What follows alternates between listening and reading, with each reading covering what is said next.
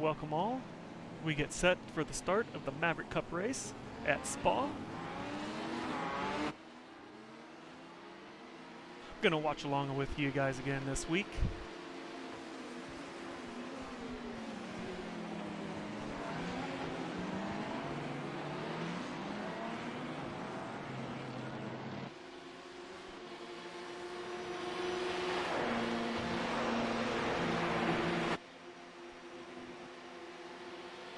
We had John Ulmer on pole tonight, and he's leading the field off to a good start.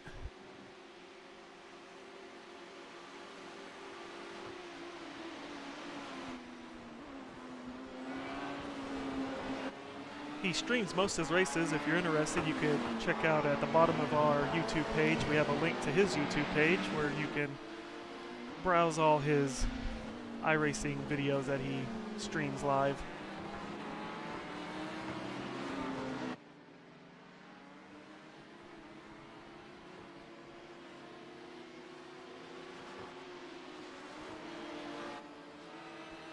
Decided to do a night race for this event.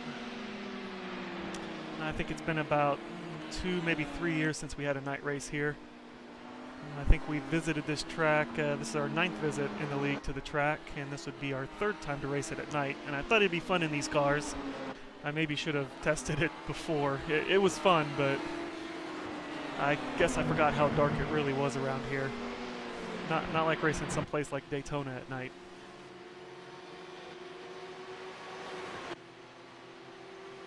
Luckily, I've run this track so many times, I could kind of figure out where to go. So the headlights, they only work so much.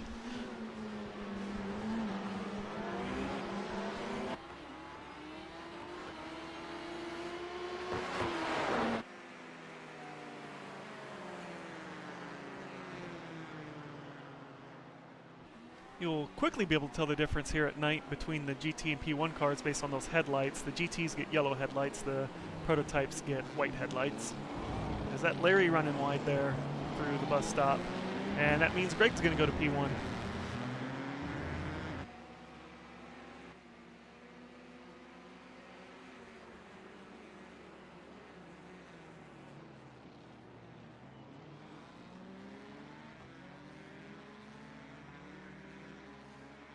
I think all the Fords in the field, all 3 of them are red, white, and blue, so it'll be fun trying to tell them apart at night.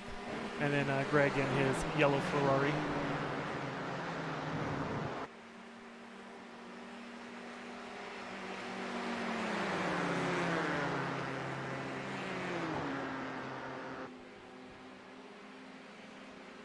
Larry looking to make a move here, up the inside, yep, at the end of the Kimmel Straight. Retakes that lead.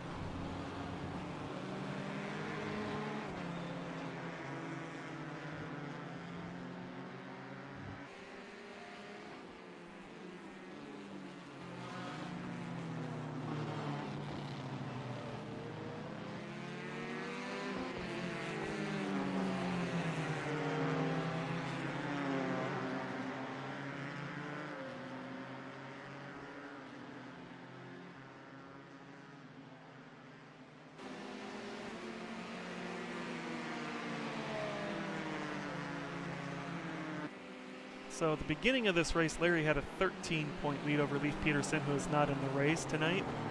So he'll be extending that lead for his LMGTE Pro division.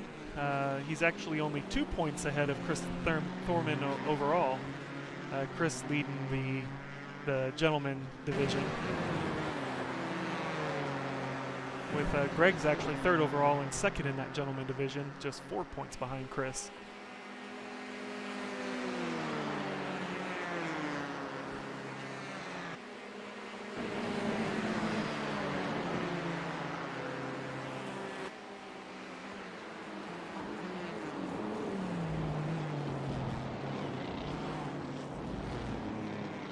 So I'm not sure how it was for the GTE guys last night. I know when we ran GT3 here at night, the cars are slow enough that at night wasn't too big of a problem. It was quite fun, different visuals.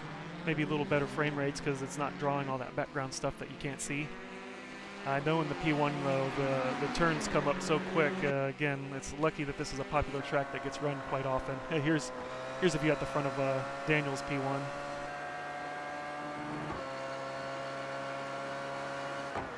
You can see you can't see the apex until you're pretty much supposed to be there.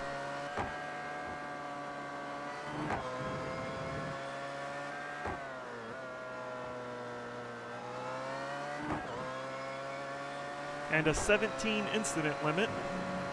Again, for those who don't do iRacing, you have incidents based on car contacts, spins, and going off track. And you get 17 total. An off track, putting wheels off track, it's actually the center line of the car going beyond the track limit, gets you a one incident for doing that off track. Car contact could be 2 or 4x, meaning 2 or 4 incidents, and a spin is 2. So you're limited to 17 tonight. Usually we don't have too much car contact in this league. So for the most part, that means you get 16 off tracks if you don't make any car contacts or spin out. And at most races, that's fine. At Spa in the day, that could become a problem. But Spa at night's going to be an even tougher challenge. My goals here, we're watching me. My goal was, I know I wasn't up to speed. Only took about 30 minutes of practice, 40 minutes of practice, and then the 10-minute qualifying. So I wasn't up to speed as normal in a high downforce car. It's just not my forte. But my goal was to try to be incident-free.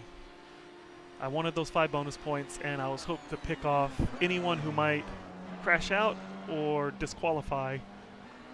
So just hoping to gain those positions and gain those bonus points. So instead of running at 100%, I decided to try to run at 90% and see if I could do the unthinkable and manage 5 bonus points for incident free at Spa at night.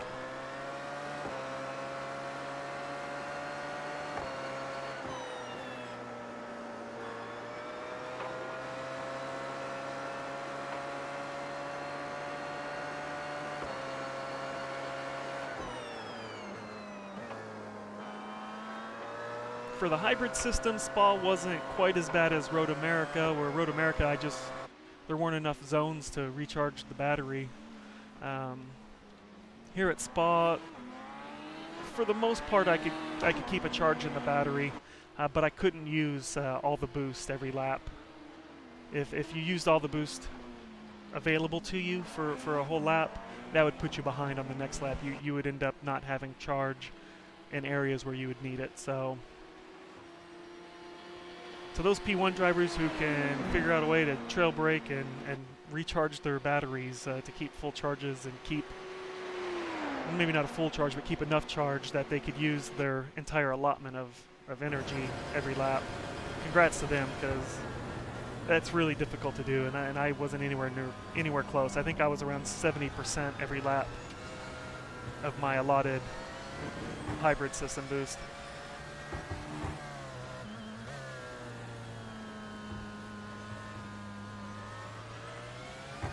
Riding on board with Omer here, about 3.5 seconds out in front of Daniel.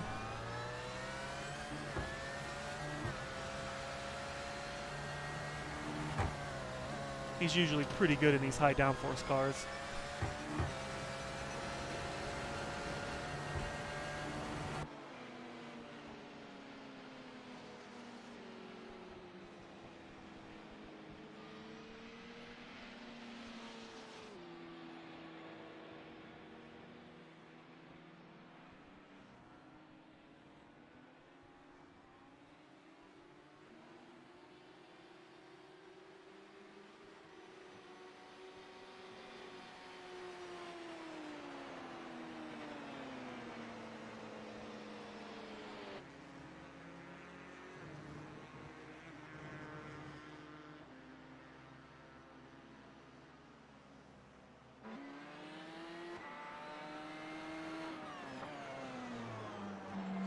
If this is the view of the real drivers running night stints at tracks like Spa, huge respect for those guys. They don't get nearly as much practice in these events as we can take here in iRacing. Obviously here in iRacing we can pretty much get unlimited practice, only limited amount of time in the day we have to spend on it. And it's difficult enough with all the aids and stuff. We can put it in, you know, the hybrid systems can go in auto mode. We're not actually sitting in a cockpit, we're sitting in our air-conditioned living rooms or dens or bedrooms, wherever our rigs are located. Those guys who are out there doing the real thing, if this is really how dark it is around some of these circuits, that's a whole new level of respect for the real drivers out there doing it.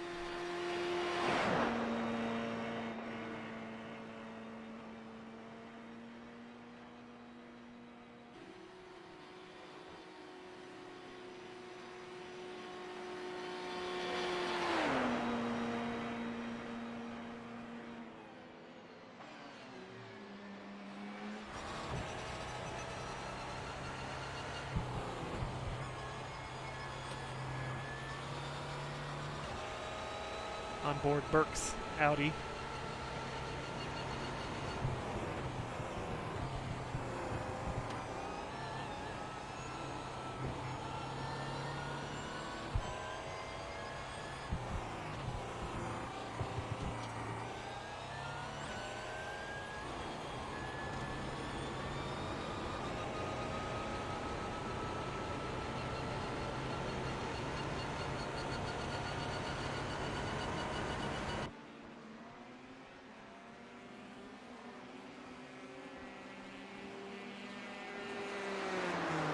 Looking back at our GT leader.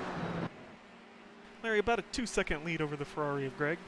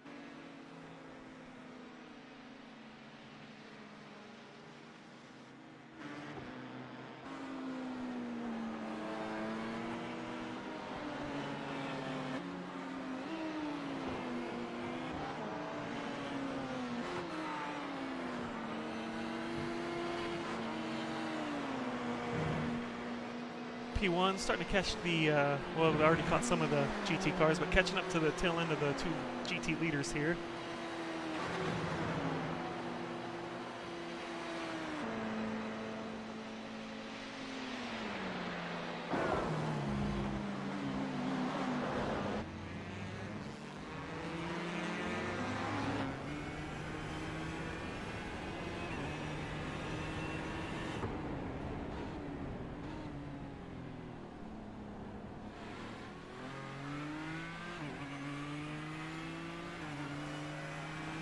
Omer, P1 leader going by your GT leader. And he just rockets off into the distance up Eau Rouge.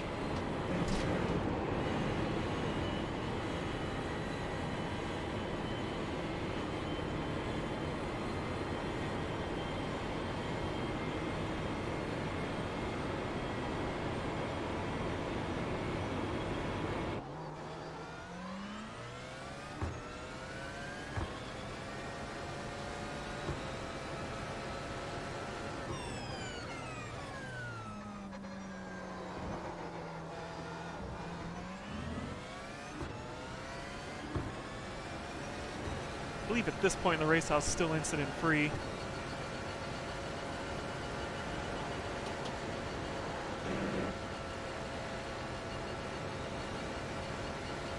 I know Ulmer was running low downforce trim. I was running high downforce for the safety reasons, to try to be glued to the track. With that high downforce trim, it was flat out up Eau Rouge.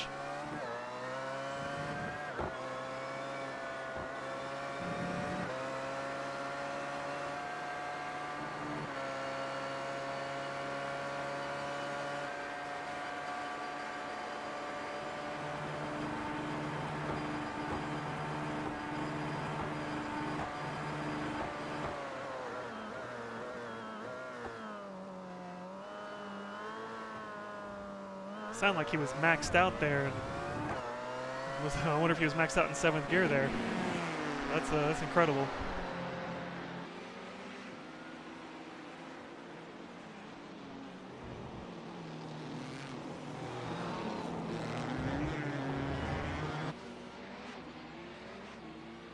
Here's Larry down the say new front stretch. It's probably 10 years old or older now, into what's now turn 1, La Source. This used to be the final turn as you would come onto the front stretch, which used to be right here with the old flag stand and the old start-finish line. You come streaming up Eau Rouge.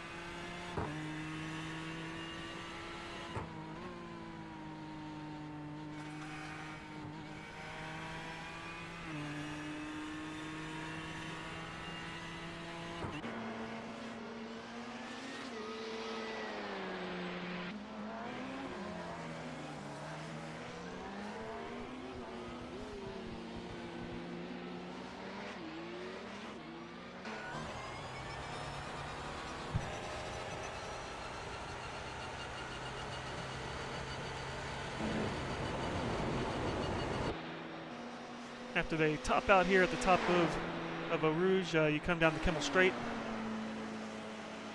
And the TV views don't really do it justice. It's a pretty good uphill climb all the way up to Lacombe.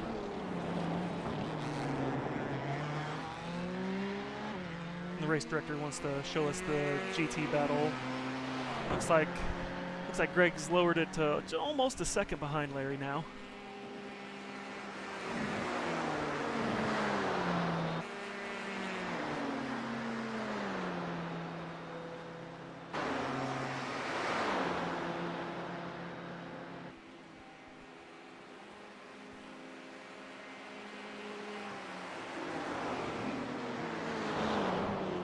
Cars climb up here to the top of Lacombe, through the right, left.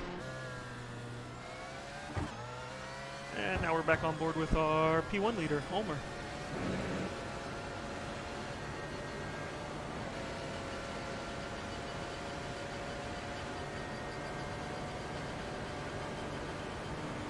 This is, that looked flat out for him too. I know in the high downforce trim it was all flat out through here down the old back stretch. Used to be a bus stop chicane there. I call this the bus stop chicane now, although it's no longer an actual bus stop chicane.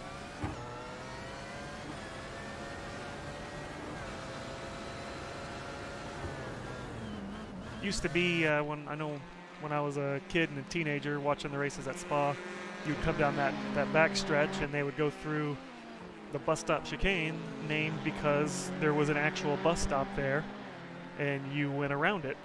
The backstretch, they would close off that public road, and the cars would use that as part of the racetrack. At some point when I was a teenager, late teenager, they rerouted that road, moved it over a little ways, and then that became part of the circuit. And that's when they redid that chicane, they redid that whole section of the track, added in the new GP pits, the new front stretch.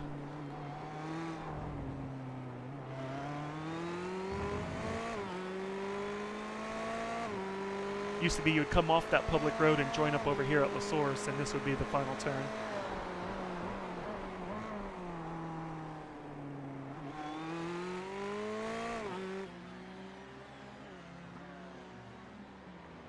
Here's a new pit complex on the right.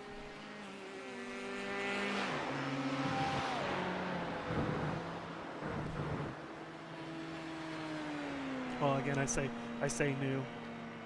Probably 10, 15 years old now.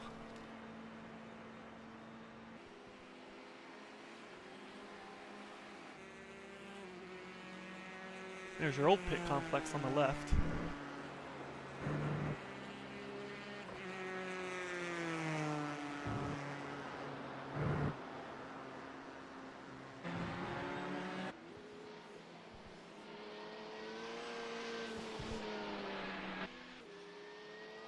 So what, we're 38 minutes to go and you see Burke still in the race. I know periodically throughout the race I was radioing to him, hey Burke, it's 20 minutes, you're still in it. Hey Burke, it's 30 minutes, you're still in it.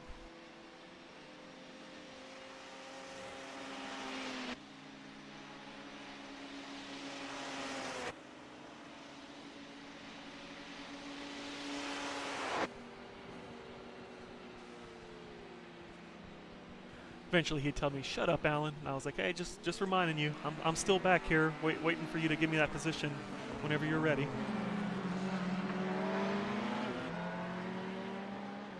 The flashing lights work a little better at night. Obviously easier for the drivers ahead to see that. Usually I was just using that as a signal of, hey, I am going to pass you here. I know when I'm a GT driver, one of the things I hate the most is when you show by staying to one side of the track instead of tracking out or instead of moving over to take a preferred line. As a GT driver, when you maintain a certain line to try to show that P1 driver behind you that I'm giving it to you, especially when that P1 driver's looking, in that case I was looking to the left of Greg, he stayed to the right. I know as a GT driver, the one thing I hate the most is a prototype driver or a faster class driver who then hesitates and doesn't take it. And I'm like, I'm giving up all this time and you're not going, go. So when Greg stayed right and I was looking left, I went ahead and flashed the lights, let him know, hey, I see it, I'm taking it, we're gonna make this work. So as a driver of a faster class, you don't want to be overly aggressive, but you do want to be decisive. You don't want to take a look and then, oh, am I going to do it? Am I not? No, I'll wait, because that GT driver's just trying to, he's trying to run his race, and he just wants you to get by him.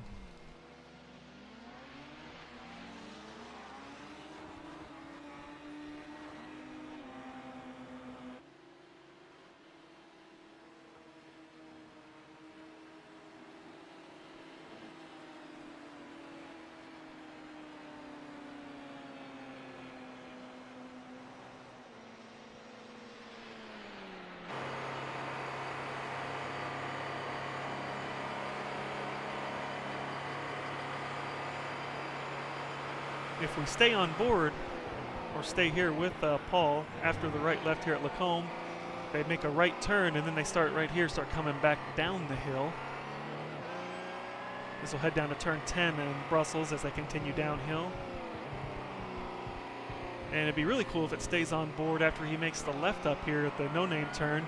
You can actually see the pit complex out in the distance. Those lights at the top of the screen out there. See it a little better during the day.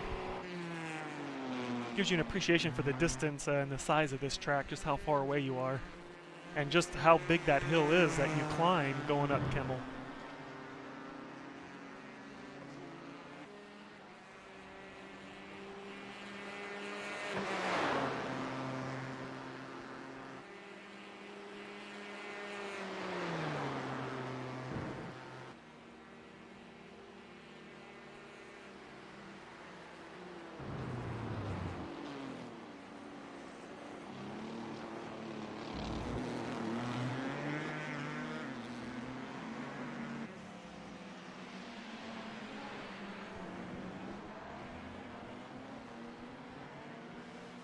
Daniel's still keeping it close to Homer, still around 2 seconds.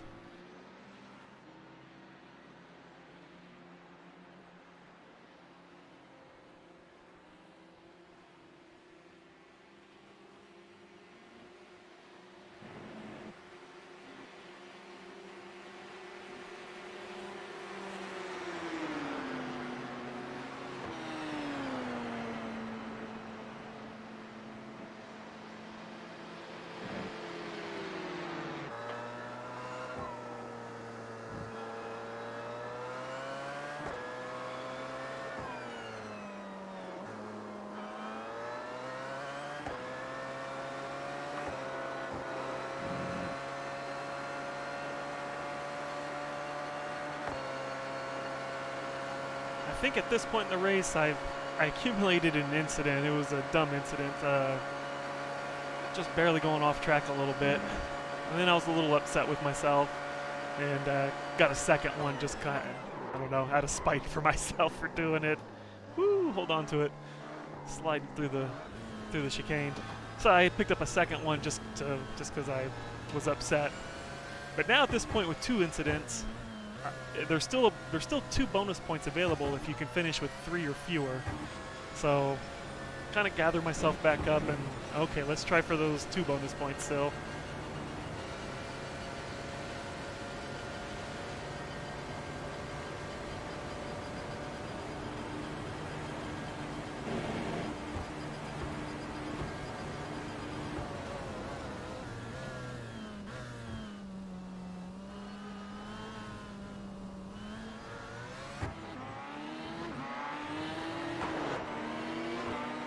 So you can see Omar's got that car geared. He's hit 195 as his top speed. It's 10 miles an hour faster than Daniel. So I don't know which downforce trim Daniel was running, and this car has a low downforce and a high downforce trim available. So I don't know if Daniel was using the high or not, but I know Omar said he was using the low and that he had it geared to try to get the max amount of speed down the straights.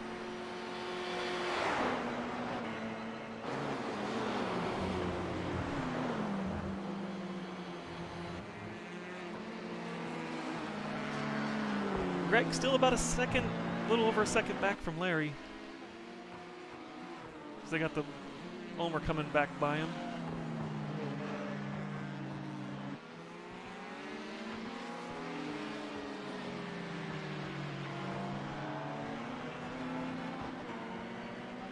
Daniel should be close behind. There he is. He's going to try up the inside through Pujon. Yep. Double left Pujon right here. That'll lead you down this straight to turn 13 and 14 Campus. Then 15 Stavelo. Here's the left. This is Campus, and then to the right-hander 15. Oh, never mind, we went on board with someone else. We're on board with Chris. He's going through Pujon now.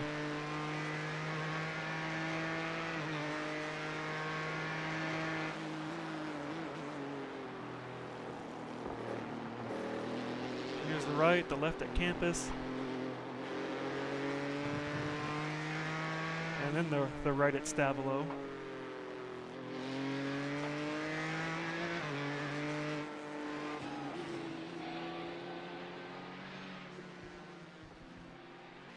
Here's Burke, half an hour, halfway through the race, still in it, P4. Oh, Daniel Johnson hitting pit road.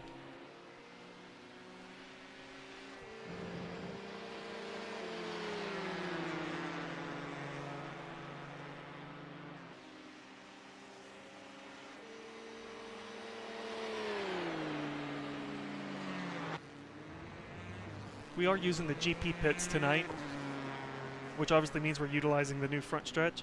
It's also the shorter pit road. You do have the options in iRacing to use either the GP pits, which is what F1 uses, the I forget what they call it, the classic pits I believe is what they call it, which would be the old pit road and the old start straight, or the endurance pits, which is the GP pits and the classic pits combined. That gets you 60 or 64 pit stalls. But using the shorter pit road, the GP pits tonight. Looks like Greg's made his stop as well in GT.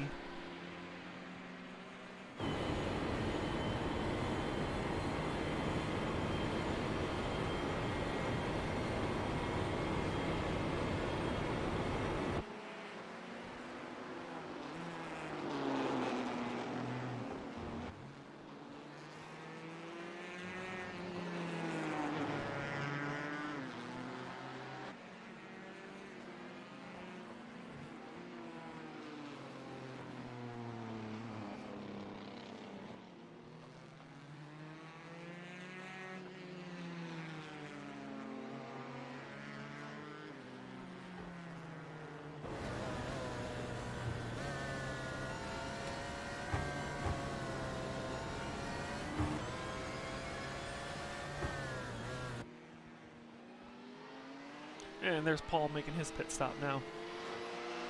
So Daniel's stop was a 20.1, 44.7 down pit lane total.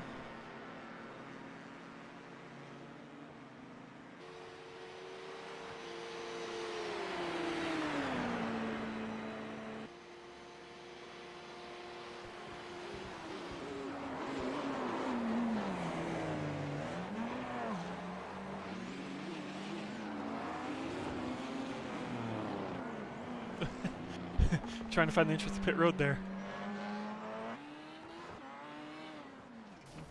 Oh! Ulmer! Oh. I think this is where he said he got stuck in the wall. And that will ruin your night. That's a long tow. That's down there at after turn 10 at Brussels.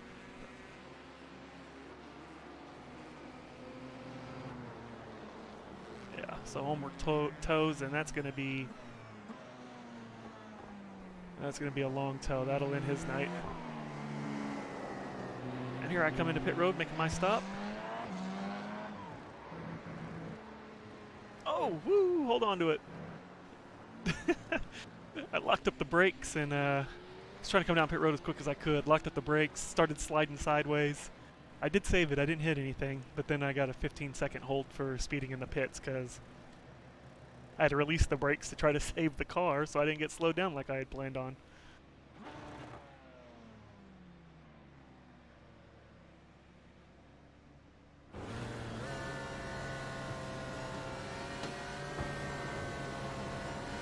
There's Daniel making his way around Paul. Trying to make his way around Paul. This will be the new battle for P1.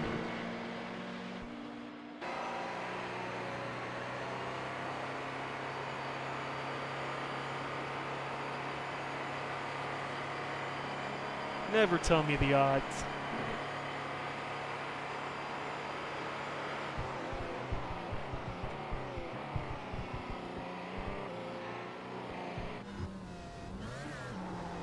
Oh.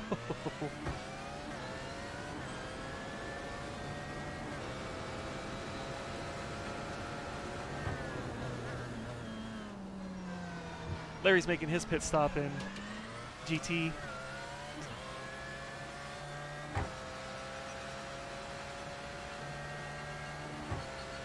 So you see Paul's gotten out ahead of Daniel there thanks to that quicker stop. 15.8 second stop to Daniel's 20.1. And about 4 seconds quicker, 4.5 seconds quicker out of the box. Here I just pulled over here on the Kemmel Straight. Let those two battle. I didn't want to be in between them.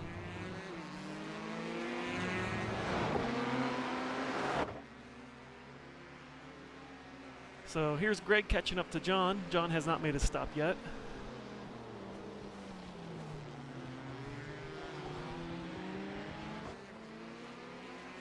He'll be keen to try to get him around him as quick as he can, because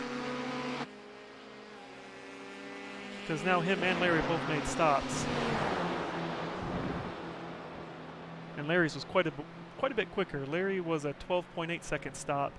Greg was a 19.4. So he lost some ground to Larry.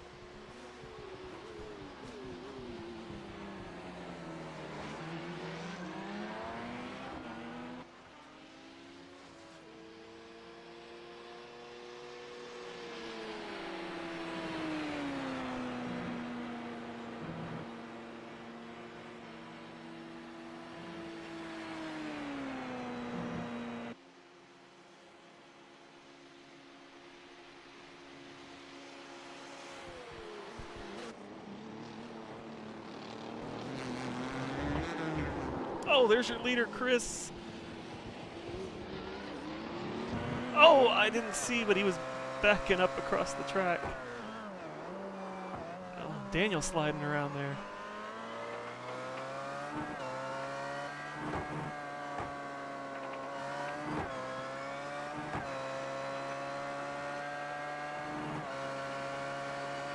So Larry's gone back by Chris, and Chris has not made a stop yet. John Prince does come in for his stop. I don't think anything else happened back there with Chris spinning off of, I believe that was on the front stretch there after the chicane.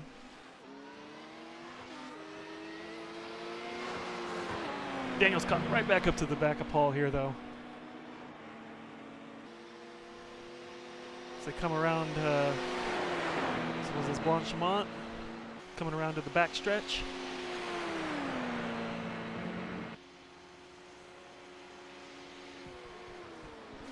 Hard braking here for the chicane.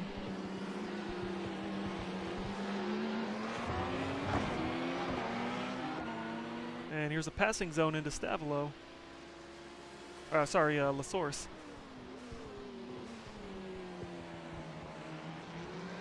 Wasn't close enough. They got a GT car. They're going to get around them before Eau Rouge. They will. I think John lifted there to let that happen. Okay, this will be another. If he can close up, if Daniel can close up on Paul, this is another good passing zone. And Paul's going to take the defensive line over to the right, break the draft a little bit. This is where managing your boost, for the drivers who can do it, if you can manage your boost properly, that is a good spot to, even Paul trying to break the draft, that's a good spot to make a pass if you have the boost and he doesn't.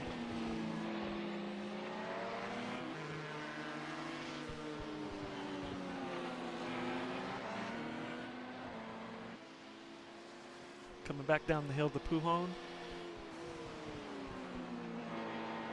Have a double left. And there'll be another passing zone right here on the right. If he can get there. Yes, no. And Paul's going to defend to the left. And now defend to the right.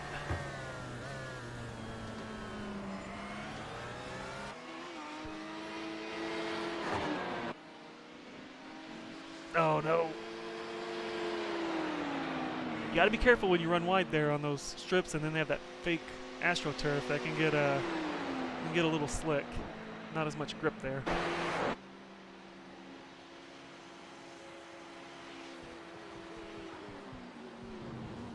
20 minutes to go. Showing about 11 laps.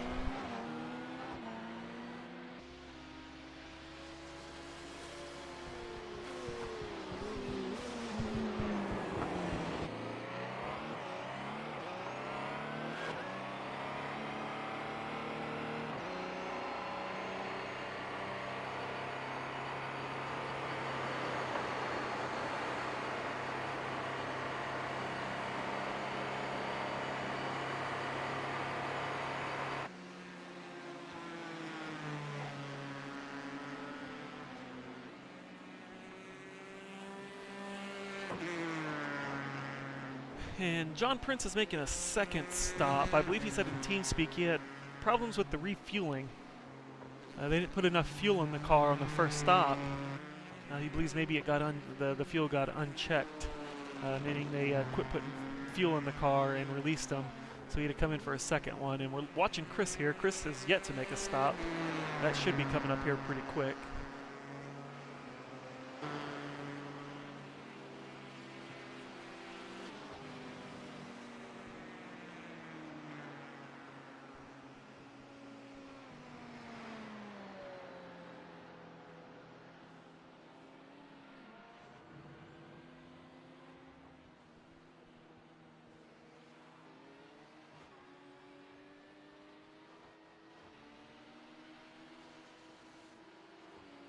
Alright, but it looks like I thought maybe Daniel was going to set up a move.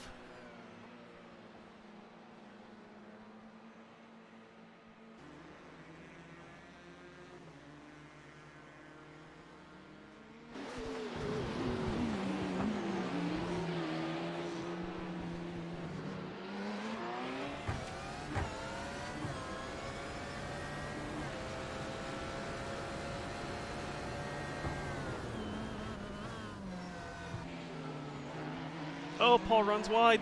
Is this Daniel's chance? And the race director cut to Larry. That's a perfect time for a cut to another driver.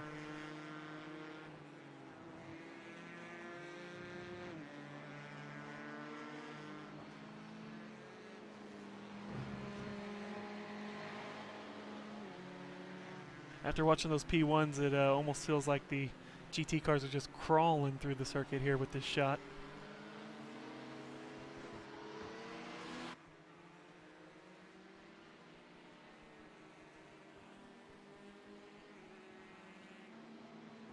All right, back to your leaders, your P1 leaders.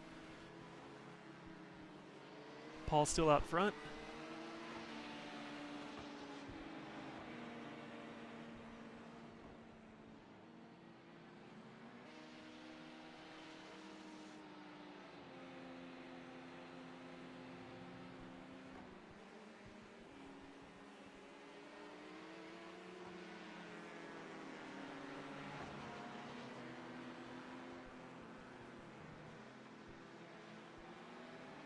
Now they are catching up to about 3 GT cars.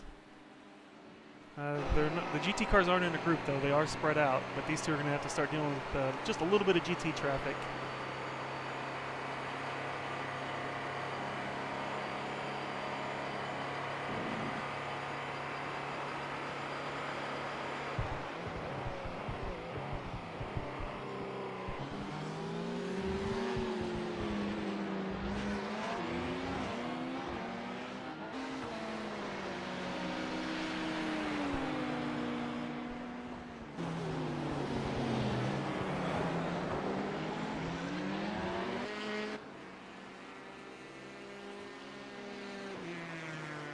Come around Greg, the first of their traffic.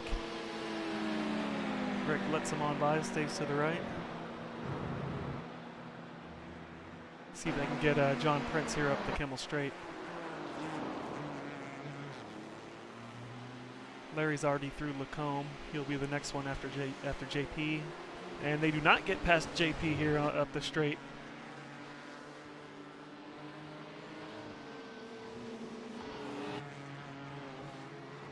They both clear JP there, down to Brussels. You saw Larry going through No Name.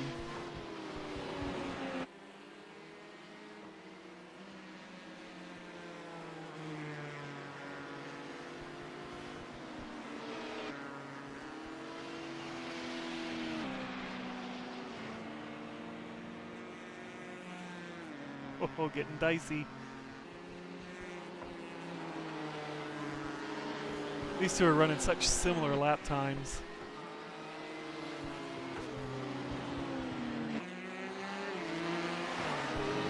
And two different cars.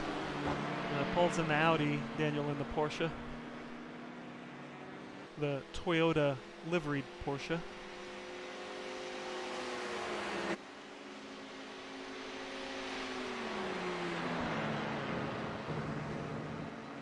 And they both get around Larry with ease.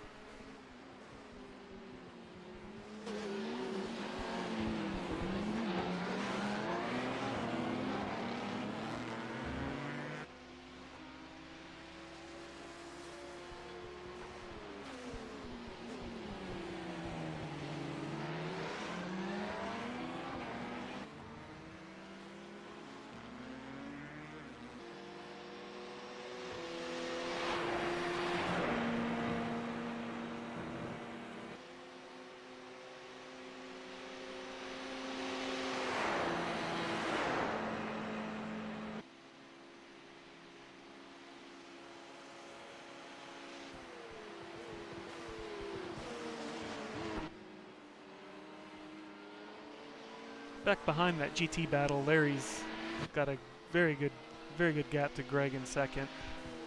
11 seconds in climbing.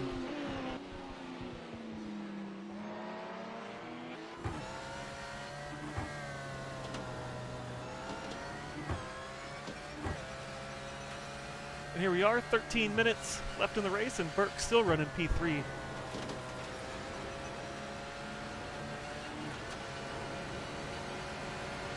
Here's a run. It looks like Paul's defending to the right, and Daniel's going to try on the left, and this is going to set him up for the left-hander right here.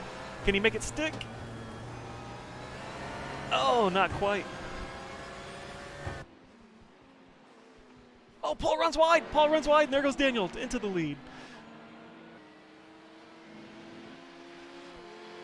That's what it took. It took that mistake there from Paul. Oh, Paul's going to come back. Is he on the boost?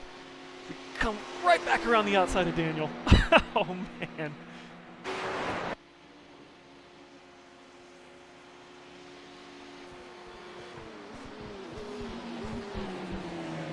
Paul had to be on the boost button there, 190 miles an hour.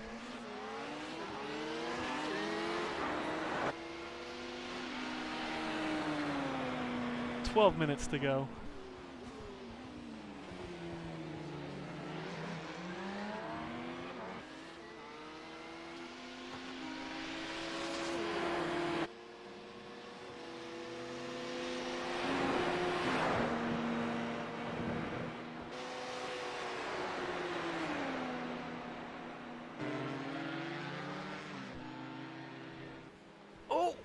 Burke?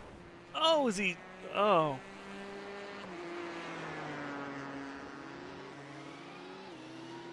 Looked like he cut through the grass there as he was trying to go up the inside. Was that Chris he was trying to go up the inside of? I couldn't tell. Cut through the grass and then shot off into the wall. And it looks like he's going to park it. Oh, another mistake. Paul runs wide. Is that contact? That was close. Oh, that's...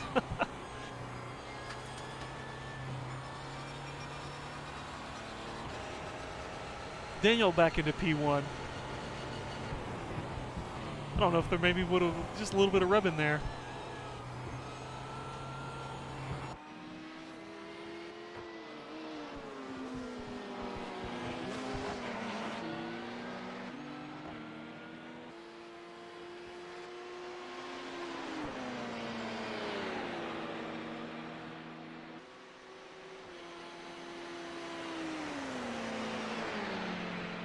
And Burke has retired his car. That was a great run for him.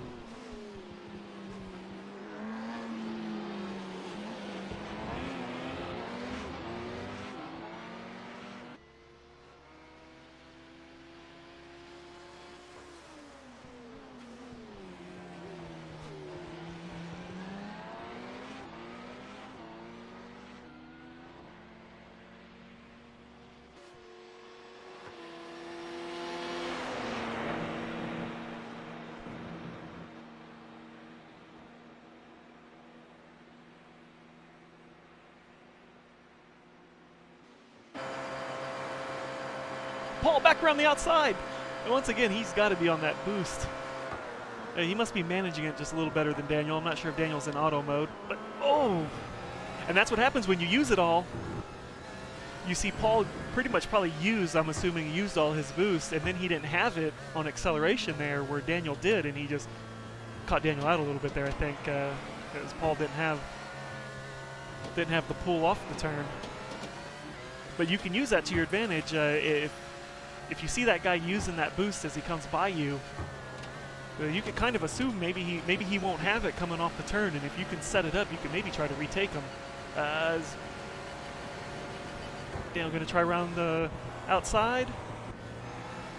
Sets him up for the left right here. Still side by side. Daniel out wide, but he does have the lead, it looks. Yes.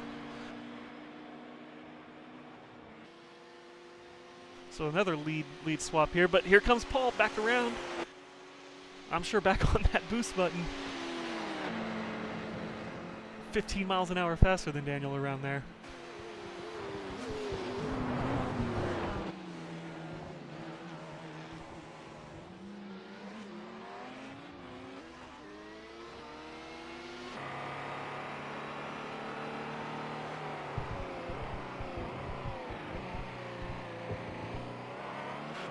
Eight minutes to go, about 5 laps.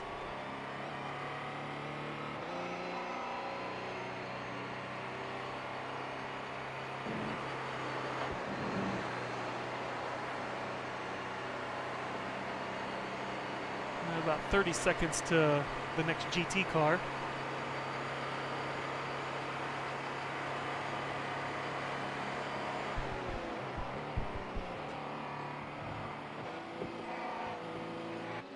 Probably catch him in the next lap and a half.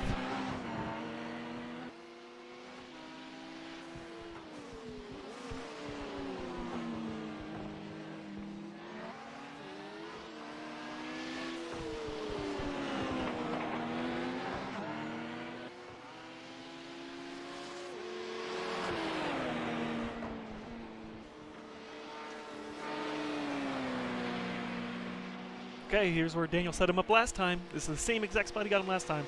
He went around the outside of the right-hander, and he doesn't have the position here. Oh no! Oh! Does he save it? Looked like he caught a piece of that curb and it sent him off. He does save it. Oh. So what? 3 seconds, 2.5 seconds back. 6.5 minutes to go to close that back up.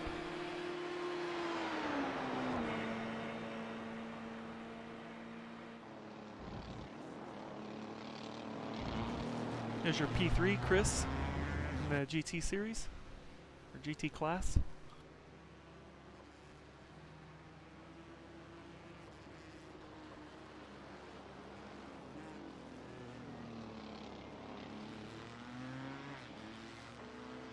Haven't talked about my race much as we were busy watching that battle.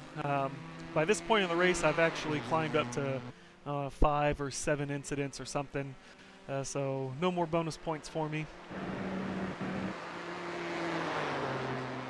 I just couldn't keep it clean enough.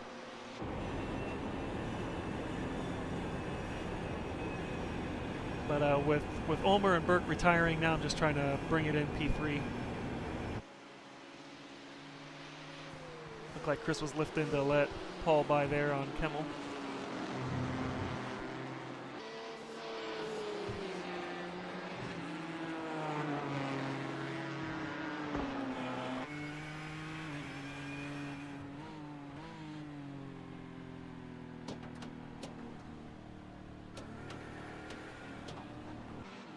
Oh no!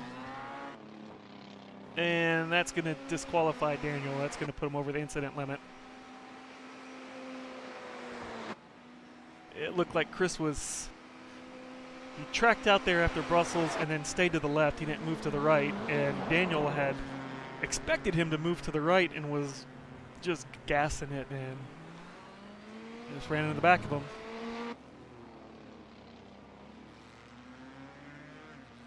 That's a tough one. Usually you tell the GT cars to run your line So you would expect the GT car to move back to the right there, and that's what Daniel was expecting. And then he was going to fly up on the left. You saw the, how the speed difference and how quick you can close that gap. And he was going to come up the left and cut around the inside. But Chris was trying to let him by, so Chris stayed to the left, and Daniel didn't anticipate that. And with the speed difference between these classes, these cars, you run into problems like that.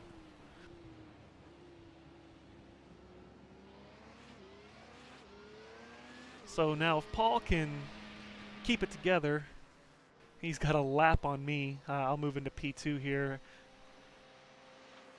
and that'll handily give him the win.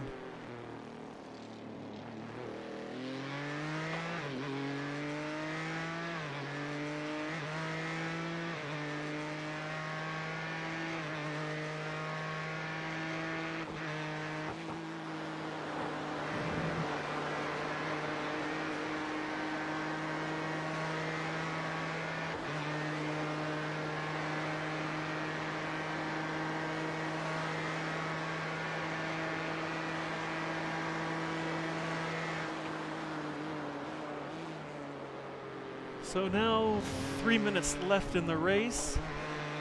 I don't think there's a battle left on track. The closest is actually going to be Larry and Greg. Greg's got that gap down to about 8 seconds. But I don't think he's going to have enough time to close that up.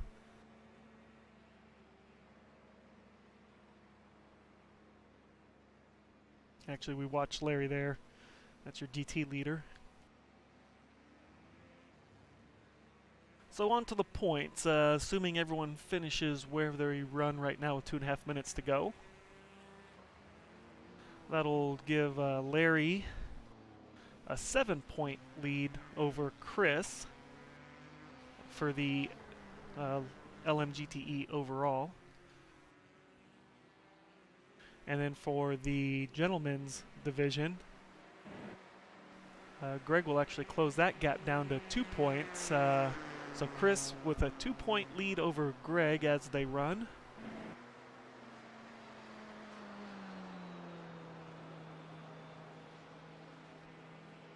This is actually JP's first race this season in the Maverick Cup. He'll be tied with Tommy Brown.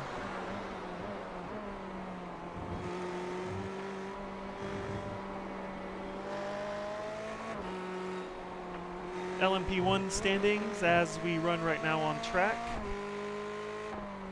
I have a substantial lead, only driver with 4 starts, over Paul, 24 points, but there is 1 drop. So Paul still has a chance of scoring a full season points. Actually, Paul, Daniel, and Berg all have a chance to score full season points using that drop week if they make it for the rest of the season. So 24-point lead over Paul right now. And Paul with a 1-point lead over Daniel. And then Burke is 39 points back from me, but he is leading the gentlemen's division with a pretty sizable gap over Adam Young, who's only run one race.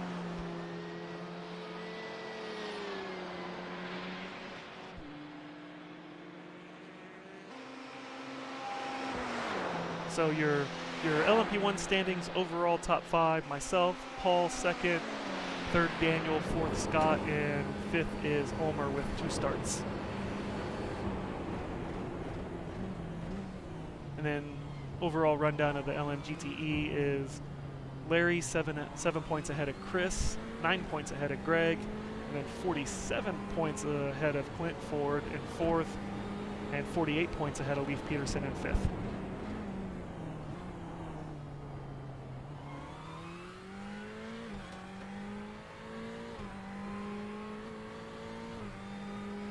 So 2 races to go after this one for this series, as drivers are on their final lap.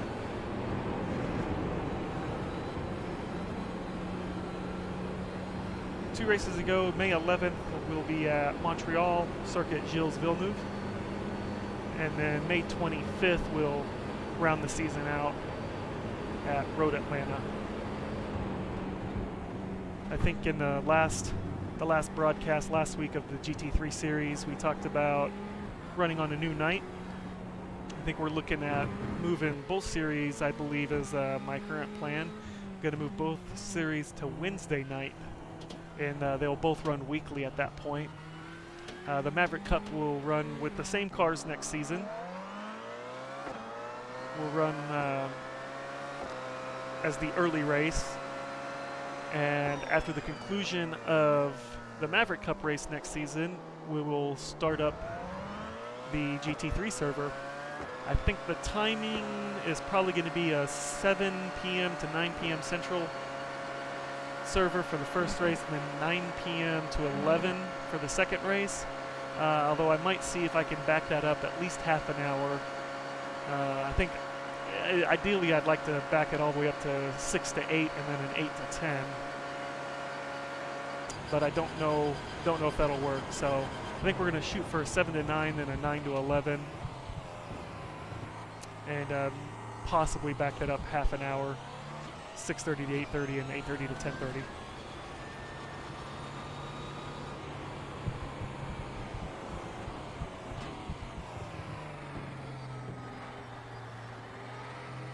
And Paul is taking the checkered flag. Congrats, Paul, on the win. Larry Ford comes home with the GT win. Congrats, Larry.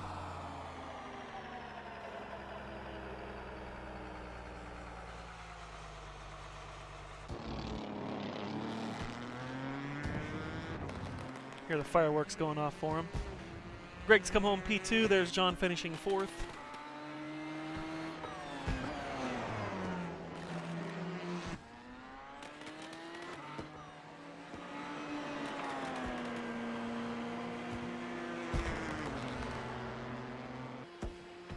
Myself and Chris come around the final few turns.